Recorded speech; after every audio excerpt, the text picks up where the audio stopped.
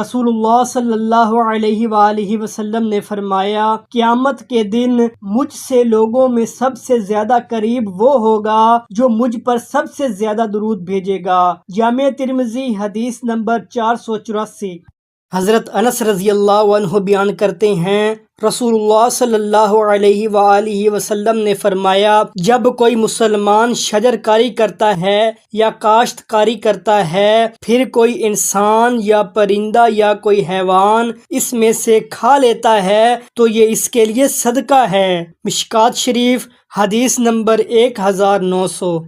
نبی اکرم صلی اللہ علیہ وآلہ وسلم نے فرمایا، جو شخص اپنے بھائی کی عزت اس کی غیر موجودگی میں بچائے، اللہ تعالی قیامت کے دن اس کے چہرے کو جہنم سے بچائے گا۔ جامع ترمذی حدیث نمبر 1931۔